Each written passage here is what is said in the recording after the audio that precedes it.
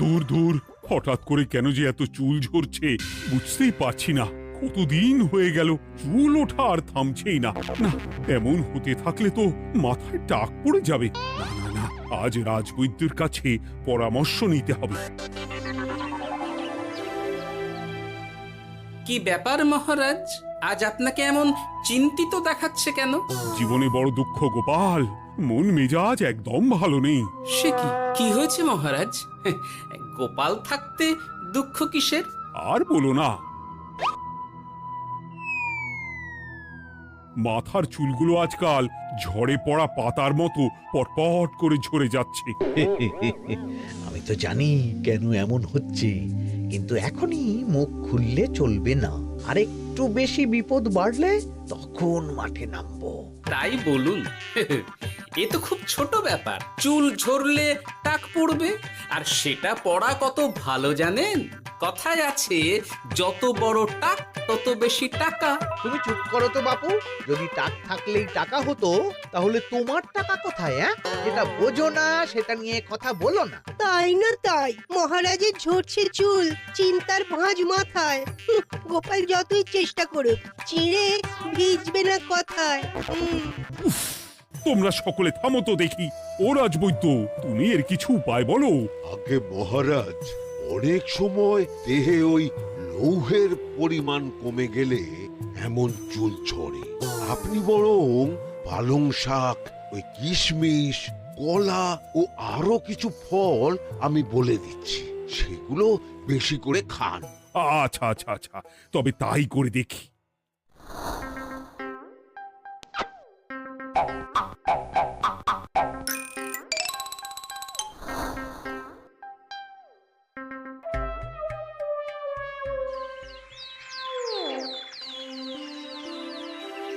ও রাজবৈদ্য, তোমার কথা মতো শাক পাতা ফলমূল সবই তো খেলাম, চুল ঝরা বন্ধ তো হলোই না।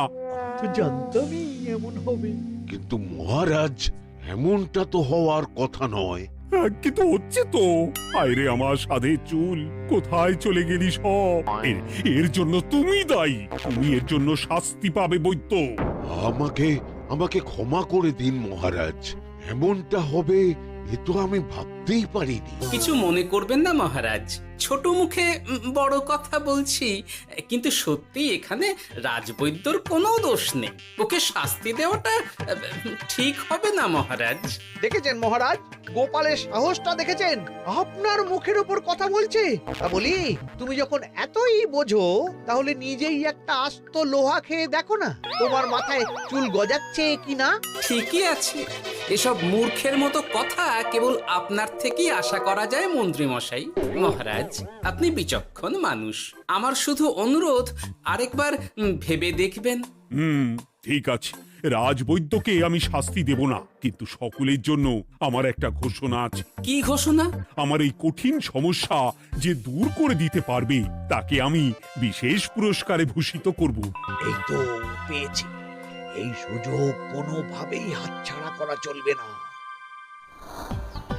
এবারের সমস্যাটা সত্যি বেশ কঠিন। কি করলে যে মহারাজের চুল পড়া বন্ধ হবে সেই উপায় মাথাতেই আসছে না। হঠাৎ করে কেন যে এমন হলো কে জানে।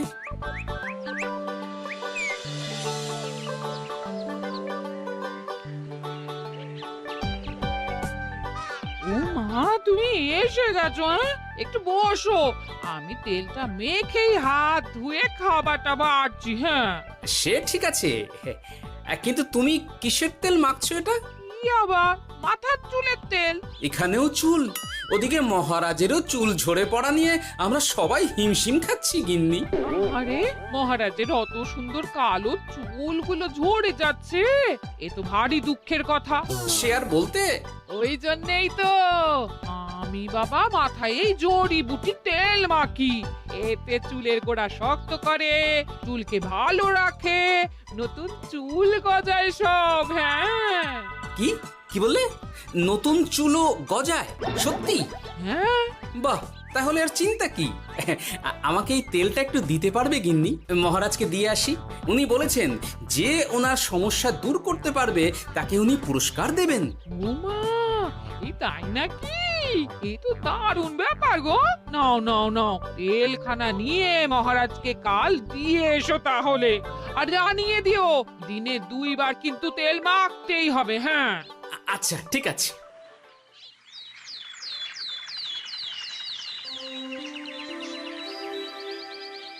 কোনো উপায় খুঁজে পেলে তোমরা?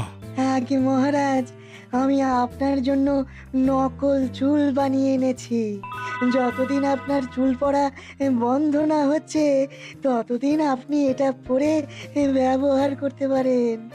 সে তো বুঝলাম, কিন্তু নকল চুল তো আর আসল চুলে জায়গা নিতে পারবে না বিজ্ঞানী। আসল চুলের কথা ভেবে আমি আপনার জন্য কেশুত্তে পাতা এনেছি মহারাজ। আচ্ছা বেশ। তা গোপাল, খুব তো আগের দিন বকবক করছিলে, তুমি কি এনেছো শুনি? সেটা যথাসময়ে দেখতে পেয়ে যাবেন মন্ত্রী মশাই। এটা জড়িবুটি তেল মহারাজ। আমি এটা আপনার জন্য এনেছি। এতে নতুন চুল গজায় আর চুলের স্বাস্থ্যও ভালো হয়। আমার গিন্নিও ব্যবহার করে এটি, তবে দিনে 2 বার করে মাখতে হবে, তাহলেই ভালো ফল পাবেন মহারাজ। বাবা, তাহলে তুমি কেন মাখো না? আচ্ছা, আপনার সমস্যাটা ঠিক কোথায় বলুন তো মন্ত্রী মশাই? মহারাজের জন্য কিছু আনলেও কথা শোনান, না আনলেও কথা শোনান। সত্যি তো মন্ত্রী, কেন তুমি সব সময় গোপালের পিছনে পড়ে থাকো বলো তো? এরা তো তাও সবাই কিছু না কিছু আমার কথা চিন্তা করে এনেছে, তুমি তো সেটাও করনি। না, আসলে মহারাজ, আমিও ভাবছিলাম আপনার কথা, কিন্তু থাক, বুঝেছি। আহ, দারুণ। তেলের গন্ধটাও খুব সুন্দর। গোপাল, তোমায় অনেক ধন্যবাদ। আশা করছি ব্যবহার করলে খুব ভালো ফল দেবে। একদম দেবেই মহারাজ। দূর বাবা, ভেবেছিলাম এক, হলো আর এক। কোথা দিয়ে যে গোপালটা মাঝখান দিয়ে এসে নাক গলিয়ে ঢুকে পড়ে, খুব শক্ত পুরস্কার নেওয়ার। দেখাচ্ছি মজা।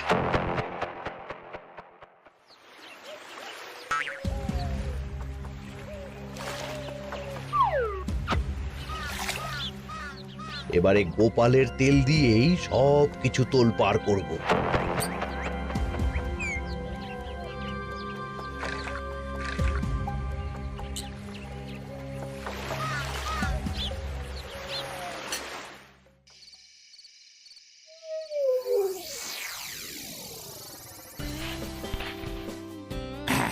ব্যাস, হয়ে গেল 2 বার মাখা।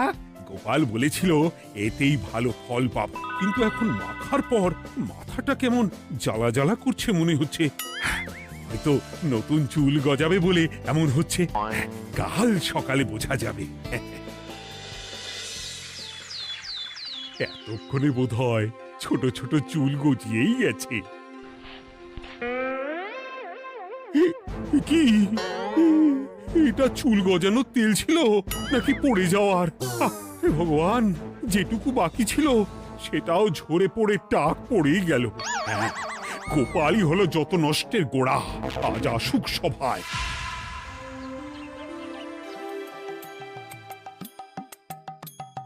এই যে এখন এলেন উনি। ও কি মহারাজ, আপনি এমন কাপড় মাথায় জড়িয়ে বসে আছেন কেন? তুমি আর এমন প্রশ্ন জিজ্ঞাসা করো না গোপাল, তোমার দয়াতেই মহারাজের এমন অবস্থা। মানে? মানেটা আমি তোমায় দেখাচ্ছি, দাঁড়াও। এই যে গোপালের দেওয়া তেল মেখেই আমার এমন হয়েছে, আর তার জন্য আমি তোমাকে কোনোদিনও ক্ষমা করব না গোপাল। বিশ্বাস করুন মহারাজ, আমার গিন্নিও মাখে এই তেল, কিন্তু এমন কিছু তো এখনো পর্যন্ত ঘটেনি। আমি আর কিচ্ছু শুনতে চাই না। আমার মাথা ভর্তি চুল আমি ফেরত চাই। যতদিন না আমার মাথার সব চুল ফিরে আসছে ততদিন আমি তোমার মুখও দেখতে চাই না। মহারাজ, আপনার কোনো চিন্তা নেই, আমি তো আছি।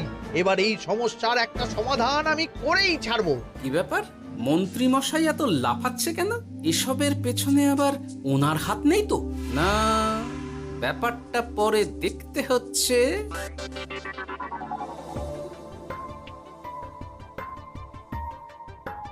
আমি বলি কি মহারাজ, এই সময়টা বরং আপনি নকল চুলটা মানে মানে পর চুলা ব্যবহার করুন। হ্যাঁ, অগত্যা, কিছু তো একটা গন্ডগোল আছেই। গিন্নিও তো রোজ মাথায় তেল মাখে, কই এমন তো হয় না। মন্ত্রী যদি কিছু করেও থাকে তাহলেও হাতে নাতে ধরবো কিভাবে? ও কি গো গোপাল দাদু, এখন এই সময় তুমি রাজসভা ছেড়ে এখানে? তোদের দাদু আর রাজসভায় যাবে না রে? কি বলছো গো? কেন? আর কেন, বিনা দোষে এমন শাস্তি। তোমায় শাস্তি দিয়েছে, তুমি শুধু বলো কে তোমার সাথে কি করেছে, বাকিটা আমরা বুঝে নিচ্ছি। আচ্ছা বলছি, কৃষ্ণনগরের মন্ত্রী মশাইয়ের বাড়িটা কোন দিকে একটু বলতে পারবেন? কৃষ্ণনগরে নতুন নাকি? আগে তো আপনাকে কখনো দেখেছি বলে মনে পড়ছে না। হ্যাঁ, আমি এখানে থাকি না, আমি এখানে আমার কাজে এসেছি, তাই মন্ত্রী মশাইয়ের বাড়ির ঠিকানাটা যদি একটু বলে দেন। নিশ্চয়ই, এ পথ দিয়ে সোজা চলে যান, তারপর কিছুটা ডান দিকে গেলেই পেয়ে যাবেন। আচ্ছা, অনেক ধন্যবাদ। ভিন গাঁয়ের লোক মন্ত্রী মশাইয়ের বাড়িতে, ব্যাপারটা বেশ সন্দেহজনক লাগছে। এই এই গুলটে ন্যাপলা, তোরা তোরা দুজন একটু আড়াল থেকে দেখতো লোকটা মন্ত্রী মশাইয়ের বাড়িতে ঠিক কি জন্য এসেছে, তারপর আমায় খবর দিস। ঠিক আছে গোপাল দাদু। তোমার আবার এখানে আসার কি দরকার ছিল?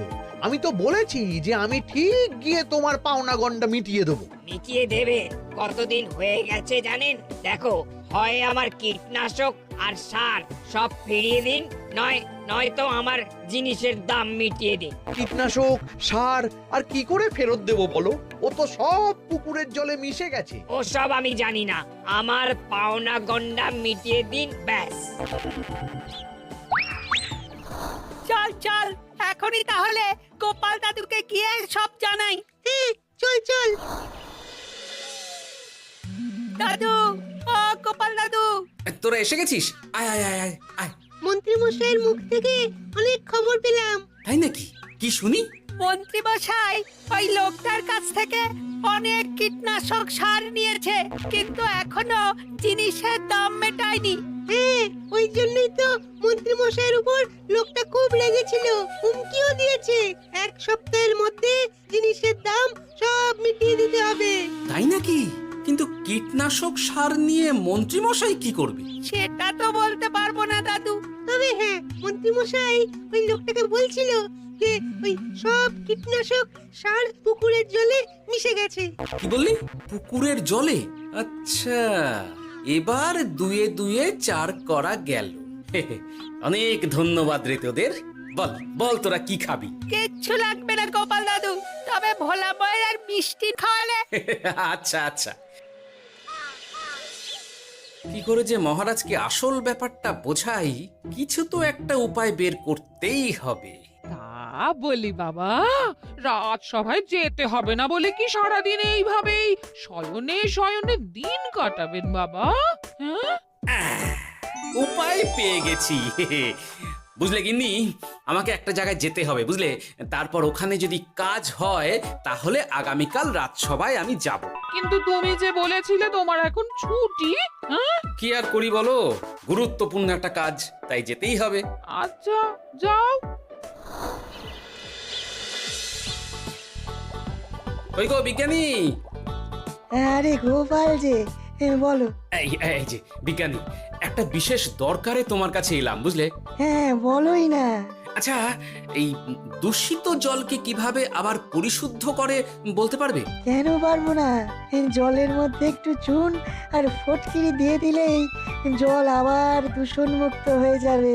তবে ওগুলো দেওয়ার পর কিছুদিন সেই জলকে ব্যবহার করা বন্ধ রাখতে হয়। হ্যাঁ। আচ্ছা আচ্ছা, অনেক ধন্যবাদ, আসি তাহলে। হ্যাঁ,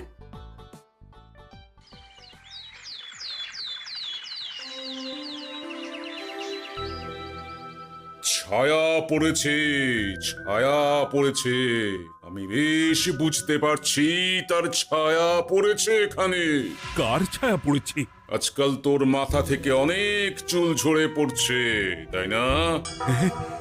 আগে হ্যাঁ সাধু বাবা, আপনি একদম ঠিক কথা বলেছেন। ও বাবা, এই আবার কোথা থেকে উদয় হলো? আরে আমি একা গিয়ে সেই স্নানের পুকুর পরিদর্শন করতে চাই। যথা আজ্ঞা বাবা।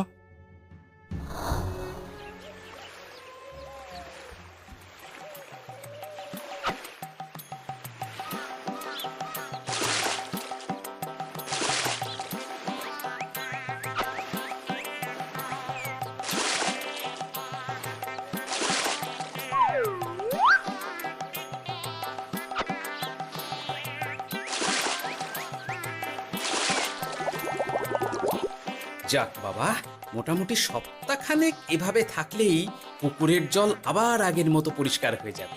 এবার শুধু মহারাজকে একটু বুঝিয়ে বললেই হয়ে যাবে।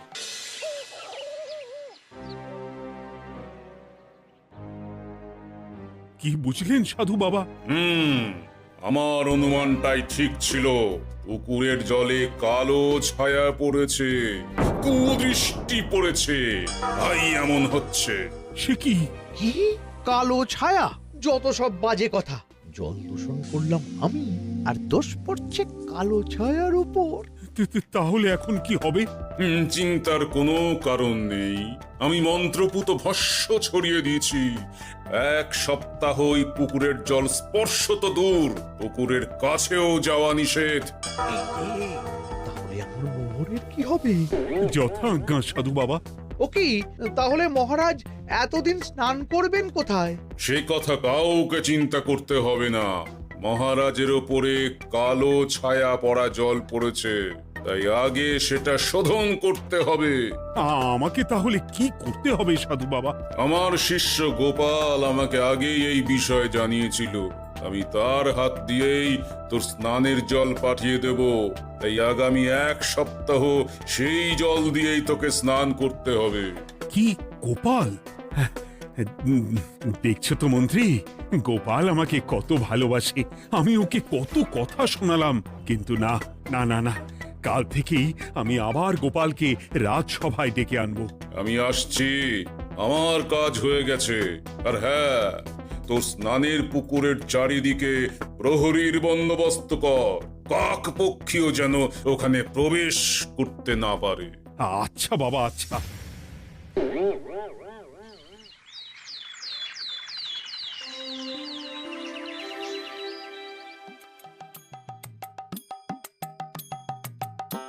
গোপাল, তোমাকে আবার এখানে দেখতে পেয়ে আমার খুব ভালো লাগছে। তোমার গুরুদেব গতকাল এসেছিলেন, কিছু মনে করো না। না বুঝেই তোমাকে অনেক কথা শুনিয়েছি। না মহারাজ, আমি জানি আপনি আমাকে খুব ভালোবাসেন, তাই আমি কিছু মনে করিনি মহারাজ। এই নিন, আমি আপনার স্নানের জল এনেছি। হ্যাঁ হ্যাঁ, দাও দাও দাও।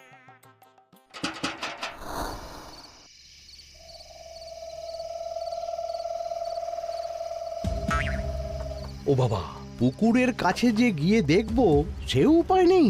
চারপাশে প্রহরীতে ভর্তি, তাহলে কি সত্যি সত্যি কালো ছায়া পড়েছে? ভালোই হলো, পাওনাদারকে বলে দেবো কীটনাশকটা জালি ছিল। হি হি।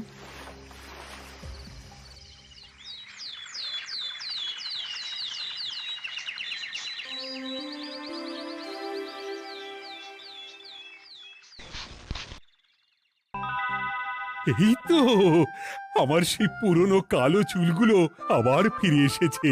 আহা, কি যে আনন্দ হচ্ছে দেখে। আজ 1 সপ্তাহ সম্পূর্ণ হলো। গোপালের জন্য আমার স্নানের পুকুর থেকে কালো ছায়া দূর হয়েছে। আমাকে এই সমস্যা থেকে দূর করার জন্য আমি গোপালকে 100টি মোহর উপহার দিতে চাই। ধন্যবাদ মহারাজ। দূর, আমার আর ভালো লাগে না। সব সময় গোপালই মোহর পায়, এটা তো আমার পাওয়ার কথা ছিল। এদিকে আজকে পাওনাদারও আসবে।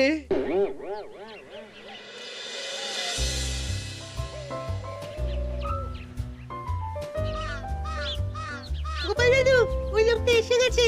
আচ্ছা, আসছি। এটা তো মন্ত্রীর বাড়ির দিকে রাস্তা। আমরা তাহলে ওদিকে কেন যাচ্ছি গোপাল? আপনার পুকুরের আসল রহস্যটা কি সেটা আপনি জানবেন না মহারাজ? মানে? নিজের চোখেই দেখুন, তাহলে বুঝতে পারবেন। আর একটু সময় দাও আমায় ভাই, এমনিতেও তোমার কীটনাশক কোনো কাজের নয়। কি এখন এসব কথা আর একদিনও সময় দিতে পারছি না। একটু বোঝো, একটু। সব আমি মহারাজের পুকুরের জলে মিশিয়ে দিয়েছি। মন্ত্রী, তুমি তাহলে সেই কালো ছায়া? মহারাজ, আপনার পর্দা ফাঁস হয়ে গেছে মন্ত্রী মশাই। তুমি তাহলে সবটা জানতে? একদম প্রথম থেকে। রে, খুব জোর ফেঁসেছি। এদিকে পাওনাদার, ওদিকে মহারাজ, এইখান থেকে কেটে পড়তে হবে। গন্ডগোল করে আবার পালানো হচ্ছে কবে রে? বলো, কেন করেছিলে? মহারাজ, আমি ভেবেছিলাম আপনার সব চুল উঠে গেলে আমি আপনার কাছ থেকে চুল গজানোর ওষুধ দেওয়ার নামে অনেক টাকা লুটবো। কিন্তু সেই ভাবনা ভাবনাই থেকে গেল, সেগুড়ে যে বালি হয়ে গেল। ভাবা যায় চুলের জন্য চুলো চুলি, হ্যাঁ?